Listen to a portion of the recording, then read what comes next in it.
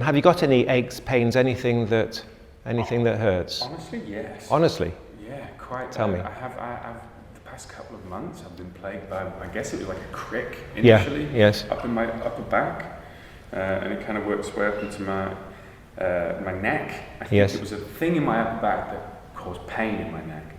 And it's just not gone. Like, you know, when you have a crick, you wake up the next day and it's terrible because you've slept. And then Yes. it gets better throughout the day and you kind of start it a little bit lower. Yes, yes. And eventually it dissipates. It's just not gone anywhere. Okay. It's not bad. At certain positions, I can get to like there and it just gets pain. So you're feeling the restriction of movement as well? Yes. Yeah.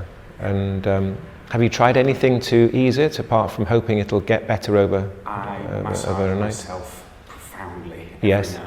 Does that help? It feels like I'm making progress, you know what I mean? Like it feels like Yes. when you're massaging, you're like, oh, thank goodness. Recently, well, it doesn't seem to be getting rid of it, so I suppose no, it doesn't help. Okay. Well, let's see where we're going to go with that today. Anything else apart from your neck that bothers? I've always back? had my lower back, right on the right hand side. Yeah. Which I feel like is connected to my hips. I feel like it's an issue connected to my hips, but I'm not sure. Yeah. Okay. What do you know about Alexander, apart from what you might have heard from Dan? Little. All right. Okay, so what we're going to do is I'm going to give you a normal classical Alexander lesson.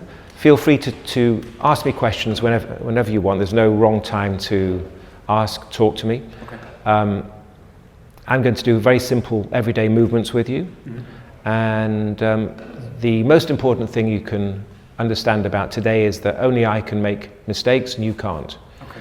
And you've got nothing to do wrong whatsoever. Right. All right, so let's start. Have you got any questions before we start? No, I quite like to take these things out of my pocket. That's a good idea, actually, because you'll be... Yes, yes, I think that's a really good idea.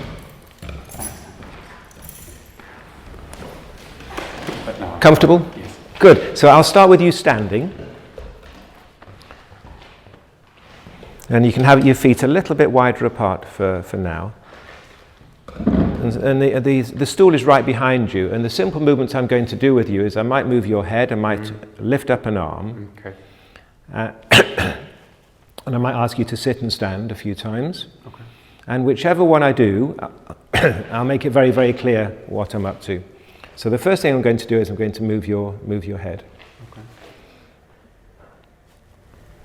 And your role is, as far as you understand, not to do the movement for me. So I'm the mover, and you're allowing movement as far as you understand, and if possible, you won't take over the movement.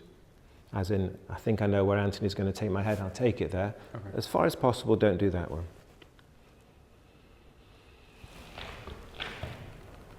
As we're starting, how's the crick in the neck? It's okay, we're not at any limited, we're not towards where that's going to start hurting. Okay. Is there any discomfort in the normal range of movements, or is it just really. you only feel it when you actually go to the edge? Yeah, not really. Right. Okay. And now look ahead again. No, what, sorry? That's it. Look straight ahead.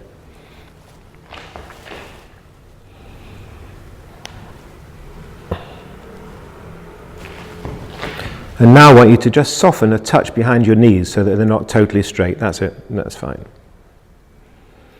Anything that doesn't feel quite normal or feels a bit strange, uncomfortable, let me know. Okay.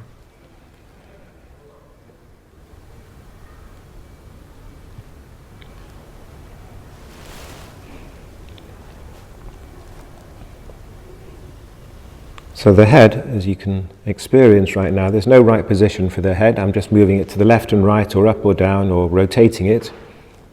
And wherever I take it to, it's okay. I can leave it there, I can leave it there, or there. That's fine. And now I'm going to leave it in a funny position for a while. Is that uncomfortable? Are you okay with that? Fine. Now keep your knees reasonably soft like they are right now, not pushed back. And then I want you to just bend your knees as you sit in the chair. That's fine. All the way to the stool. Yep, all the way till you get there. And stop when you get to the stool. I'm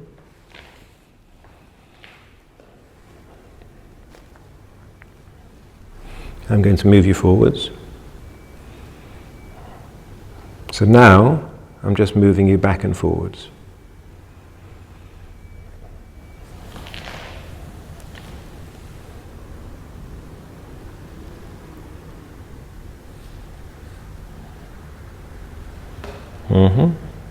I'm moving you back again, and your role is very simple. You don't do anything about it. There's no effort you need to put into any of these movements. I'm doing the moving and you're doing the allowing. Stop there for a while and I'm going to move you back again. And then stop there for a while and I'll move you back again. Yeah.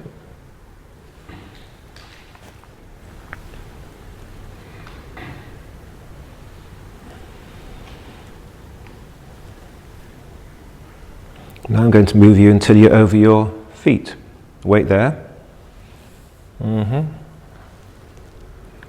now I want you to do something more complicated. I want you to do nothing in the neck and back. Stay with my hands here in your attention. And then have a little thought, a sneaky thought to your feet to stand up right now. And then I want you to bend the knees.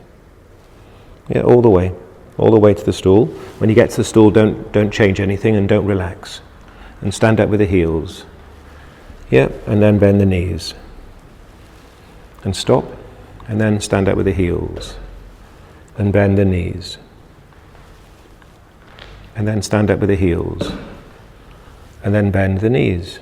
And then stop at the stool. I'll take you back again. Wait.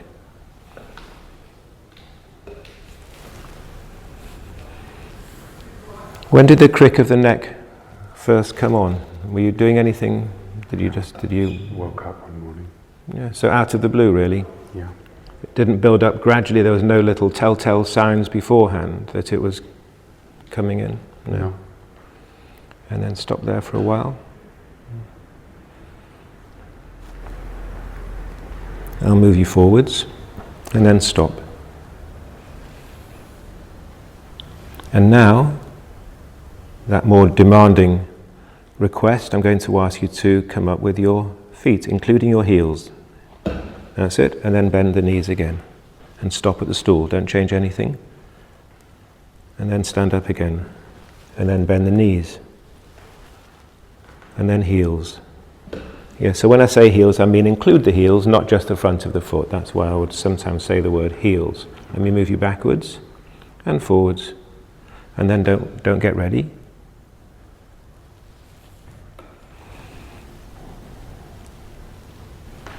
And wait. So everything remains very, very still. Nothing is happening in your neck, nothing is happening in your shoulders, nothing's happening in your back.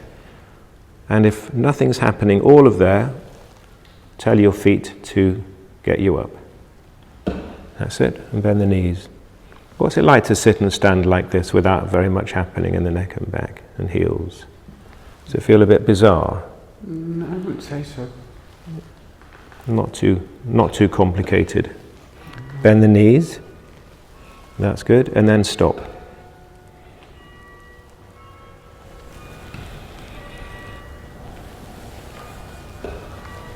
And now moving a shoulder, and don't help me. So I've got all the weight of the arm and the shoulder, and now I'm going to let it go. Same thing here.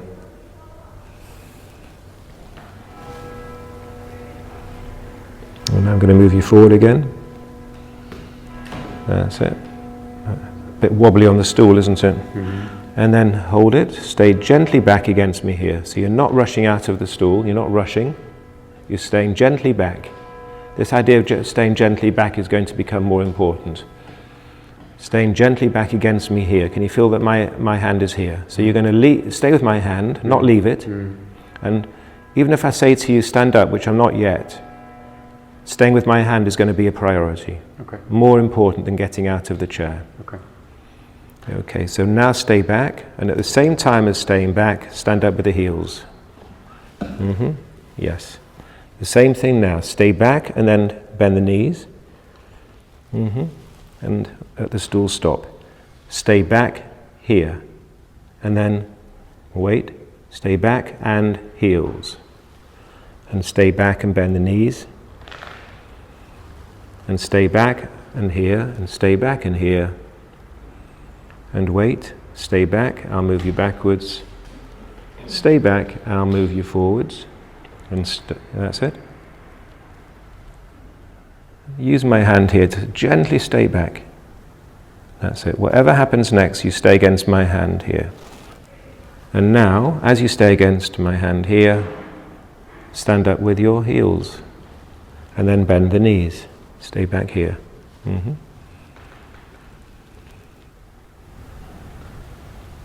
And heels.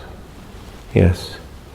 Is it difficult to stay back against the hand? I don't think so. I suppose it's my balance I'm thinking about. That's it. It's an unfamiliar balance, isn't it? Yeah. Let me move you backwards. I'll move you forwards. And stop.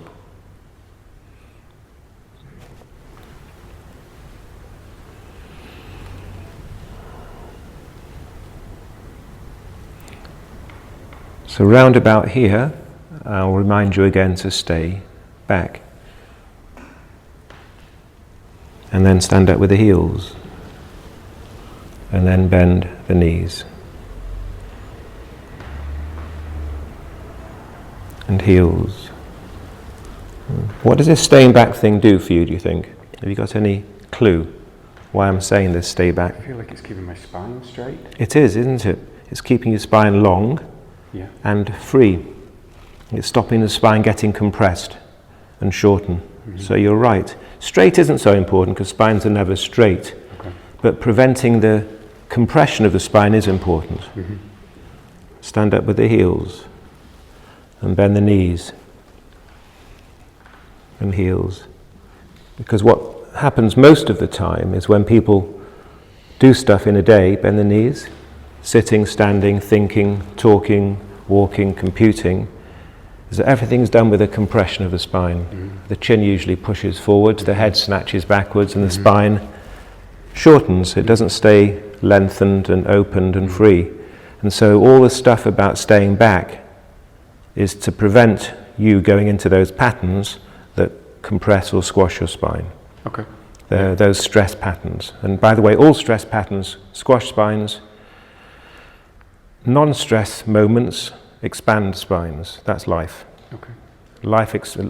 When you're in a happier situation, a less stressed situation, you're more expansive. Yeah. And when you're stressed, well, we all know this, we crumple, we compress, we squash, we tighten. Yeah. Stress is very much a function of muscular compression. Why is that? Well, it's biological. There's a flight-fight pattern, I'm sure you've heard about, when the system gets ready for an emergency, and it freezes. Yeah. And under prolonged stress, things get shrunk. Yeah. And it's like any organism that's under stress. The natural expansiveness and freedom is reversed. You know, if you saw, you know a bit about, you're an actor, aren't you? I'm a director. Director, so you know enough about body language to know that if someone walks into a room like this, you'd probably say you don't look too stressed, but if I walked in like this, you'd think, goodness, the world's on your shoulders. And if the world's on my shoulders, you can see me literally shrinking. Yeah. And that's the way we express reactions that are stressful. That's the way we express it in body language. Yeah, I've been thinking about it a lot recently. Why those two things are so closely related. Very close. Your body's stress and your mental stress, why are they so ingrained? It's interesting what you say then, because that's one of the cornerstones of the Alexander technique, which he called Psychophysical Unity, which is mind and body are related. Yeah. It's an interesting question why, but maybe it's more useful just to accept that they are, that there is this link of mind-body, and they're part of the same organism.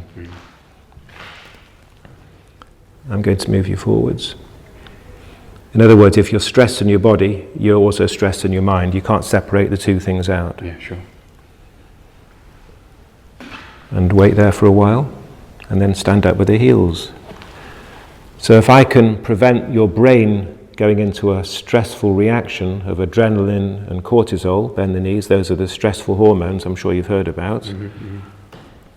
The body doesn't go into its stressful compressions and fixes and tightnesses.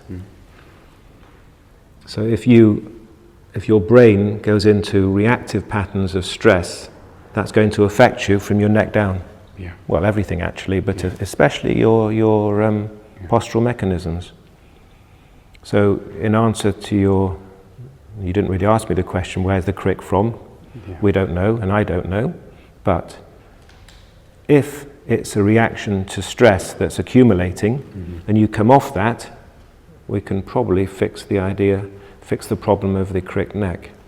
So let me move you forwards. And then stand up with the heels. That's good. Bend the knees. And then stop. And then heels. And then bend the knees. And then heels. And then bend the knees. That's it. And stop there. Don't relax. Heels. That's it. Bend the knees over the toes. And now move you backwards. And then stand up with the heels. What's your experience of the neck when you're sitting, standing and talking right now? If you had to ask a question to yourself, what's my experience of my neck or my spine as I'm sitting and standing or thinking and talking and so on? Heels. I suppose I'm not really aware of my neck right now. I'm aware of my back for sure. Yes? It feels like the more my back's doing what it's supposed to do, the less my neck has to care. Yes. And normally what would you experience in your neck as you go about an average day? What's the difference between, would you guess, and normally you wouldn't ask yourself these questions, but if you think back, what do you think the difference is in this way of moving and being to an average everyday way of sitting, standing, way of moving and being? I don't know, I suppose it's more considered, or I suppose it's more... That's it, that's good, heels. I don't know, I guess I'm not thinking about what my neck's doing. Unless when I'm massaging it, I spend a lot of time massaging it and it feels very tight at times. Yes, yeah. It almost feels asymmetrical, if I'm honest with you. You're not balanced on, as in more pain on one side, more discomfort. It's not always the same side, but it's never even. Yes. And then bend the knees.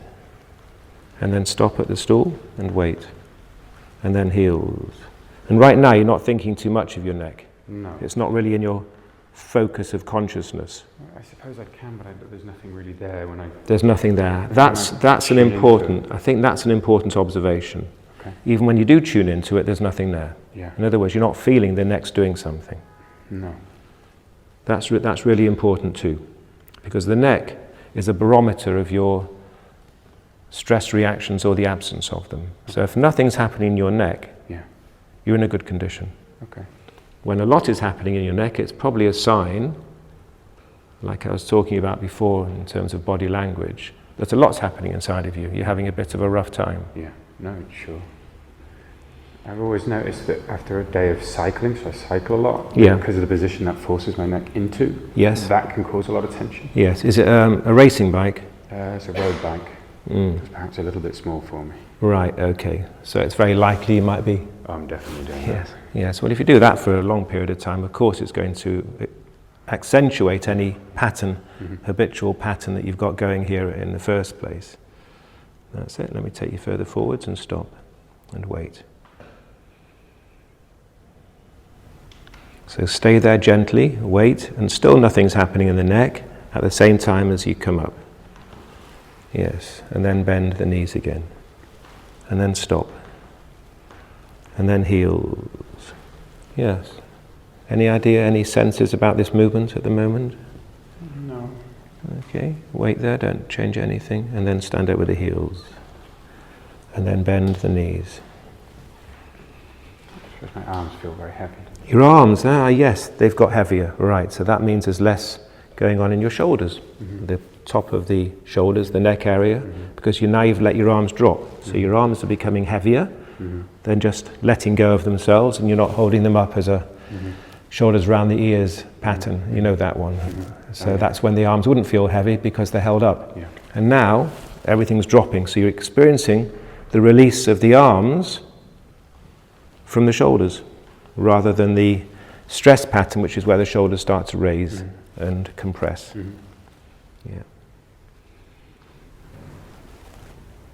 Let me take you further forwards, that's good.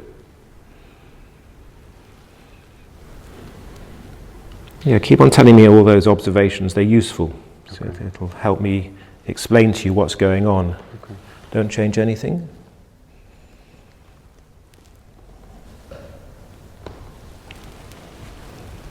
going to move you back again. I'm going to move you forwards. So I'm moving you backwards and forwards quite a few times. And all the way through these maneuvers, you can get an experience that nothing's happening in your neck, your shoulders, or your back, actually. Nothing. No. So since there is this mind-body unity, at the same time as us working with this pattern, stand up with your heels, what's happening in your brain? What's your brain condition like? Quite nice, actually. It's quite nice. So I know, I'm sure that's true. I can see that. But when you say quite nice, what do you mean? I don't know. I guess I'm not really thinking about anything. Right. That's the mind-body unity business. Yeah. They're not really thinking about anything. What you really mean, I think, is that you're not stressing on it, you're not fixing on anything, you're not whirring around in your brain about anything, that your mind is quite slow. You're not obsessing about anything, you're not giving yourself a rough time about anything, your brain has got a bit slower. Does that make sense? Yeah, sure. So that's the mind-body thing you were talking about before, you were thinking about this recently. The mind and body are linked. So when your neck is quiet, your shoulders release, your arms are dropping, at the same time your mind will be in this condition. And the two things will always go together. And that's what Alexander meant when he wrote about psychophysical unity. He meant this mind-body pattern that you can't separate. Where does the breath fit into all of this? That's a great question. So, I do a lot of yoga, that's all. Okay, so when the brain is in this condition of slowing down from its London speed, and the body is doing its thing of freeing and opening and getting more and more expansive, those are just two things. There's also your breath. There's also the quality of movement. So what happens to the breath in this condition of mind-body change? Its mind's got a lot shallower. Exactly. It's more gentle. It's not so the breath is also going to be influenced. So you haven't thought about changing your breath, have you? No. But it's changing organically as a result of all the other changes, because it's not just mind-body unity. That's true, but the breath participates in psychophysical unity. So your breath normalizes. There's other things that normalize. Your eyes soften. Other things, digestion becomes more efficient. Then bend the knees. Your thought processes are clearer. Yes, they are. Healed. Although it's harder for me to engage them when you ask me a question. Of course, yes. And then wait for it, and then heals. Yes, you're not so jumpy into an answer, are you? You're a little bit more easy with yourself. That's it. I do feel that urge to crunch my lower spine. Yes, and now you're bringing up another Alexander idea of habit, that actually being expansive and free isn't going to always be easy. Part of you wants to revert to a familiar pattern of crunching the spine. In other words, being free and open, if it was that easy, everyone would just be here and be open and free and quiet in the mind all day. But no one is. Which means that you go through a process of learning how to be a bit more free, even though the habits want to make you return to that more familiar crunchiness in the spine. So you won't find this easy. Why would you? It's not easy. It's a bit like an addiction, really. We get addicted to our habits of London stress, and actually coming off them is a bit tricky. Yeah, it is.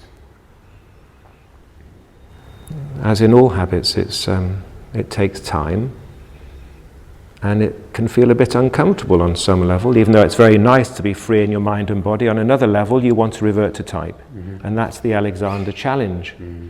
Stand up with the heels. See how deliciously easy that was, that quality of movement. Bend the knees. That's it. And then wait for it, and then stand up with the heels. And bend the knees. And then heels. And bend the knees. Any other observations in this quality of movement? My knees are a bit shaky. Yes, yeah. Well, there's two things going on. First of all, you're using the front of your legs to get you out of a chair. So I'm making quite a bit of demand here because you're not compensating for the muscles here by using your neck and your spine. So they might feel a bit used. Yes, I think they do. In other cultures, more squatting cultures, that wouldn't be an issue, but we don't tend to use these muscles. We tend to use everything but.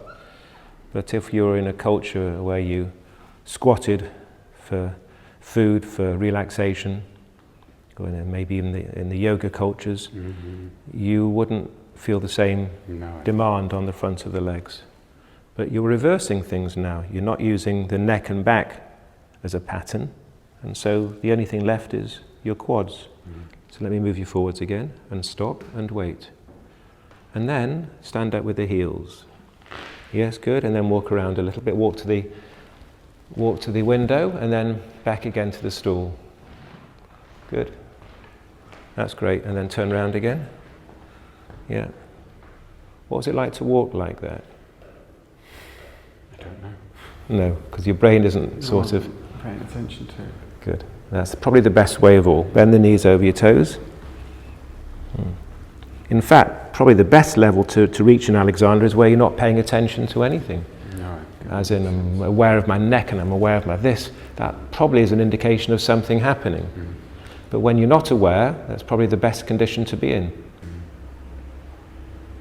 Okay, so right now, bend the knees. We're going to do some table work, which is the same sort of thing we're doing now, only you haven't got very much to do in terms of movement. Okay, wait for it, and wait for it, and wait for it, and stop. Can you see how your brain isn't rushing ahead? It's just here, staying back, rushing, and not rushing ahead of yourself. And then again, stand up with the heels. Good. Okay, so take your shoes off, and you're going to sit on the stool. Oh, sorry, you're going to get on the table.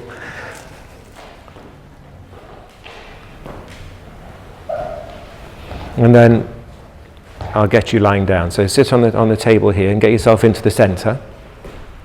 And come around here. That's fine. And I'll get you back here onto the books. Fine. So you've got the same sort of job now as before, which is I'm the mover. And you're going to allow movement to the best of your ability. I'm going to make sure you've got roughly the right amount of books under your head, which is about that for you. And I'm going to ask you to keep your eyes open. And like before, I'm going to move an arm. I might move your head. In this instance, I can move your legs. And at the same time, you're giving me the responsibility for doing the moving or the lifting. And you're more interested in not doing anything. And if any questions come up as a result of this part of the work, let me know, any experiences. Sure.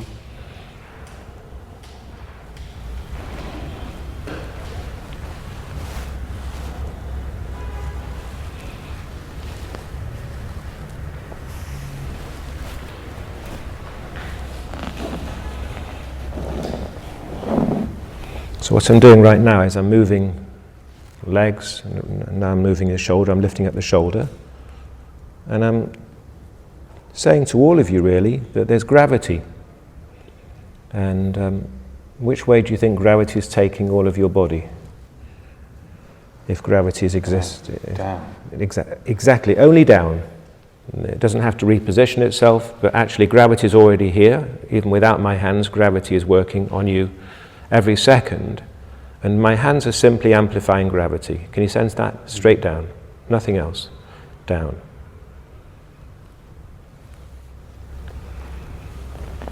Because you probably know that often if you lie down on your own, there'd be quite a big gap here under in the small of the back, which would mean gravity is not really working very well, or gravity is working, but we're fighting gravity, which is usually what happens.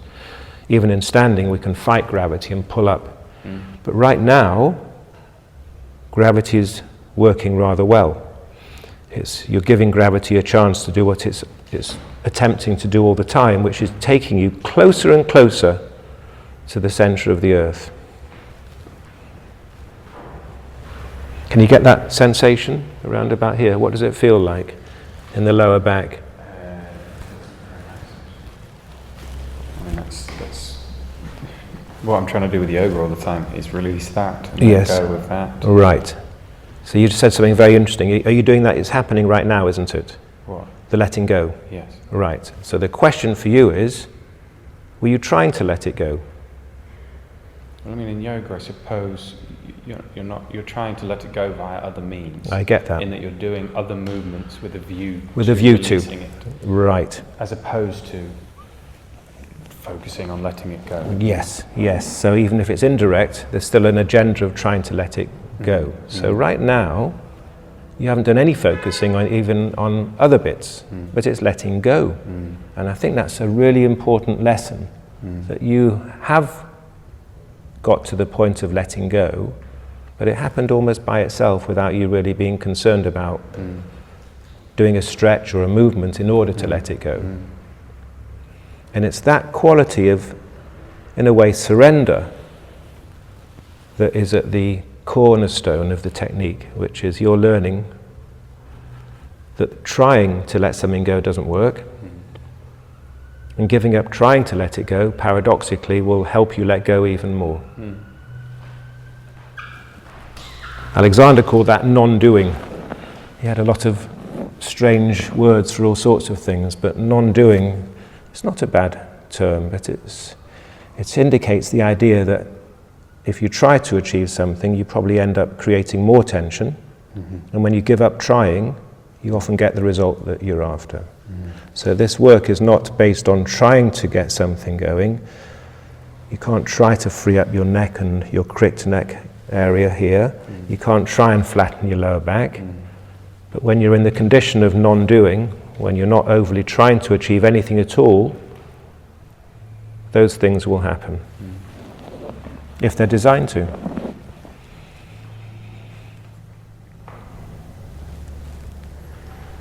My knees want to fall in. Yes, yes. So the reason why I'm asking you to keep your eyes open and leave the knees where they are is because one of the temptations of lying down, especially when you're quite relaxed like you are, is you might want to go off into a little snooze. So I have to ask you to stay awake as well.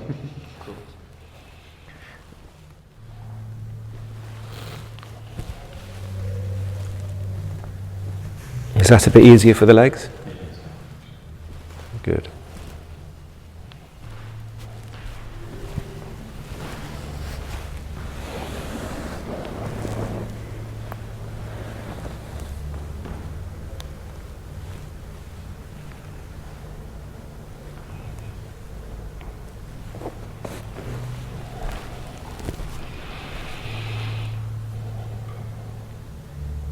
What does the body feel like just lying there, doing very little? I don't know. I like an image of melting. Melting, that's a great one. Yeah, melting. It is melting, actually. That's really, really what's happening. It's softening, it's melting, it's expanding. It's doing the opposite of melting.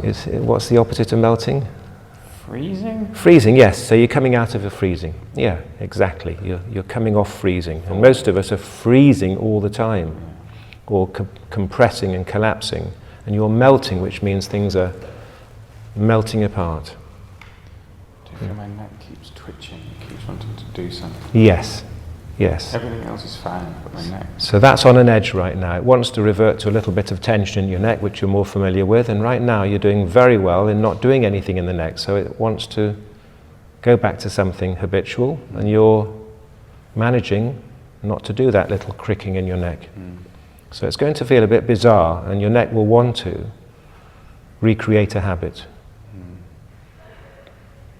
But it's not right now, it's actually staying very free. Is there a relationship between where in your body the tension is and the part of your brain or the thinking that's creating it? Or is it just, like they always say, well, I say they, not that I've ever believed them, but you always store your ex-lovers on your hips. You know what I mean? And of course, without being true to that specific example, is there a kind of stress in the part of your body? Yeah, I think sometimes certain emotional patterns can affect you more in some parts than others. So like fear may make you hold your breath and you might find a tightness here. Anxiety, having butterflies, you might feel more in your tummy. When you're in a rage, you might find that you have a lot of tension in the jaw. So I think there's certain relationships of dominance. However, in Alexander work, when there's a reaction to stress, it's a global one. Okay. It's not like, well, you're not okay here, but you're okay here. Yeah. You're not okay in your forehead, but you're okay in your cheeks and your jaw. It doesn't work like that. Or you're fine in your lower back, but your upper back is a mess. It doesn't work like that. You work as a whole. Okay. So there's a stressful reaction to upset. Then the whole mind-body participates. Now, where you've got a weaker link, it might hit you in your neck and someone else in the lower back. Okay. Or someone else in their eyes, or someone else in their breathing, or someone else in their digestion. There's no guarantee that there'll be one place that will be common to everybody. Why is that? Because the weak link is going to be the thing that is the barometer of you being upset. Everyone's got a weaker link. For some people it's lower back because they're more vulnerable there. Okay. So even though it's happening all over, your lower back may... Is that anatomical then? It's anatomical, physical, emotional, physical. It's everything all at the same time. So of course it's anatomical. Say you've... As in, is it unique? Is it because of my anatomy that I get it in my neck and my lower back? You've got it in your neck for all sorts of reasons. It may be because you've, over many, many years, been compressing in your neck. So it's got more of a vulnerability. Yeah. You might genetically have more of a weaker digestive system. So when you're under stress, you might symptomize more in your digestive system. For other people, it might be the lungs and the breathing mechanism. We're all very, very individual. Yeah. And if the reactions we're talking about in your neck are a result of your reactions to upsets, that's your preferred way of managing things. Yeah. But another person can have the same experience. You talked about a link between that event and that part of the body. Another person can have the same event and tell me they've got lower back problems. So you may say it's the right hip and someone else it may be the left shoulder. I don't think there's necessarily a direct link for all of these things. That makes sense.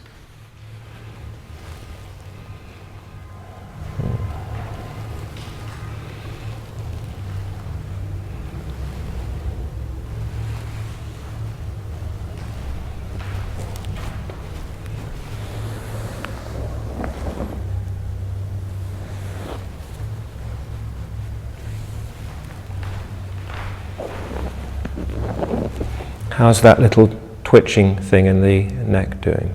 Better. Well, maybe I feel tension now. Maybe it's because it got what it wanted. Yeah, yes. It's only slight, but... Okay.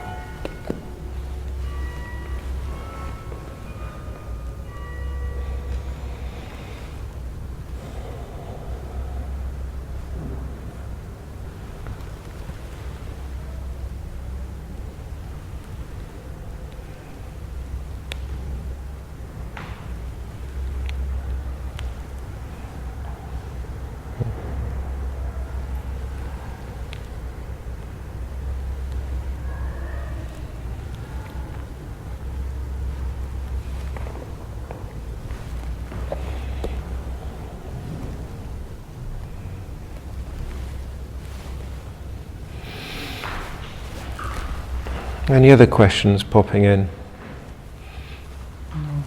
No.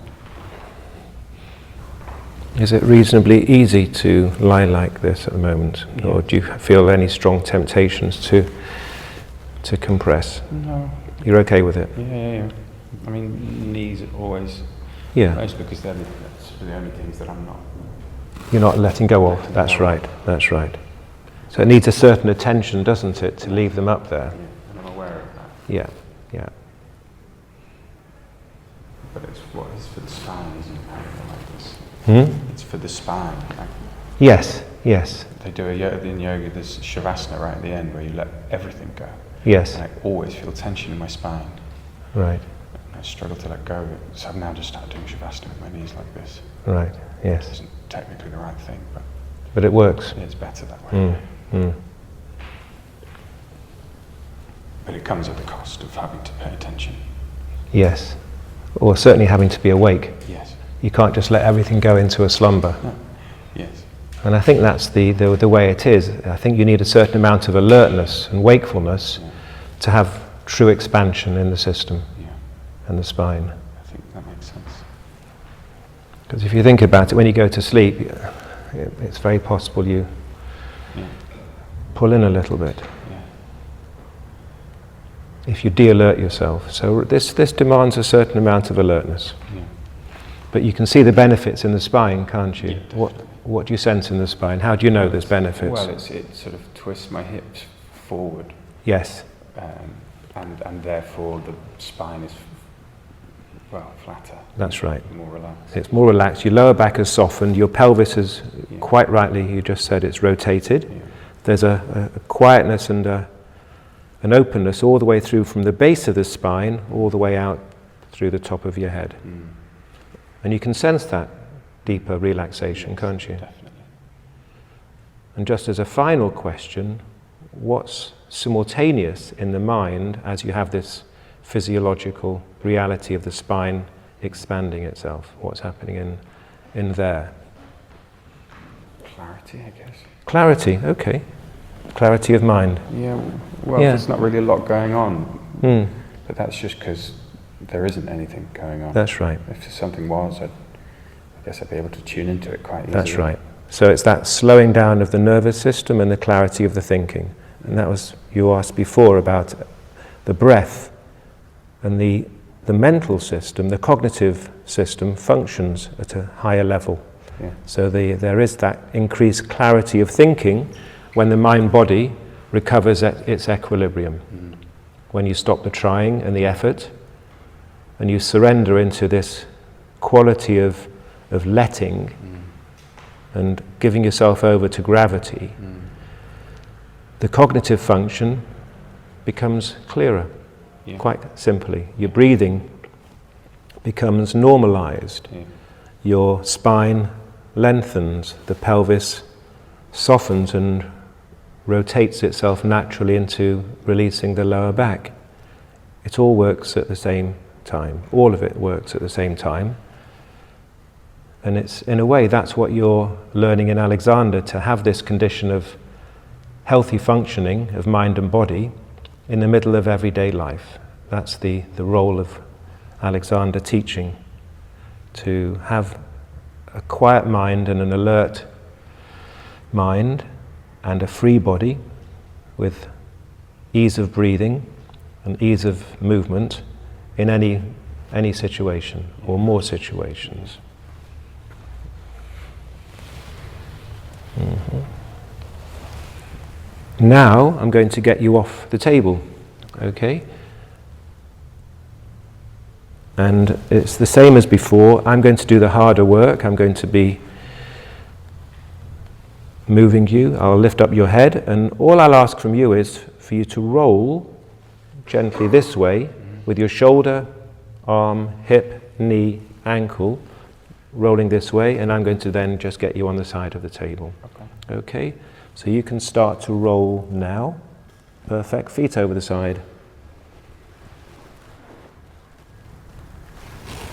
Mm-hmm.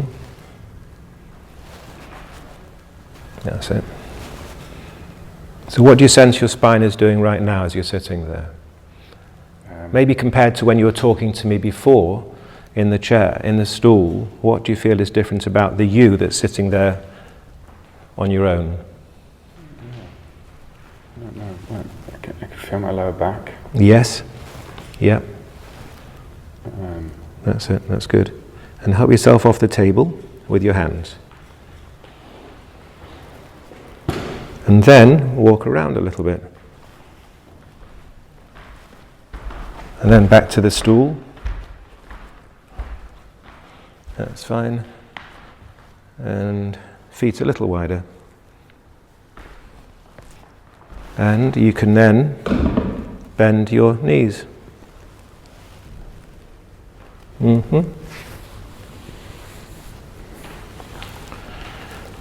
Okay.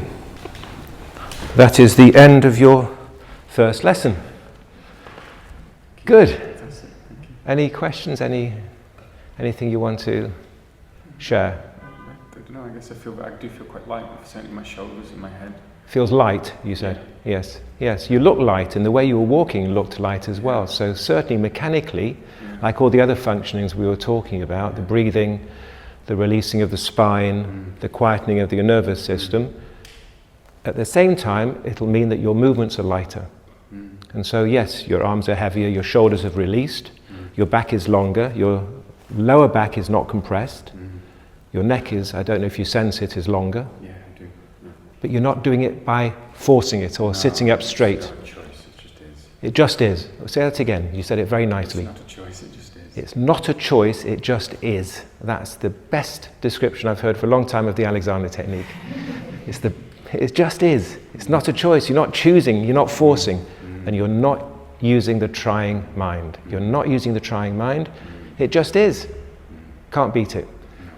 Thanks for coming along.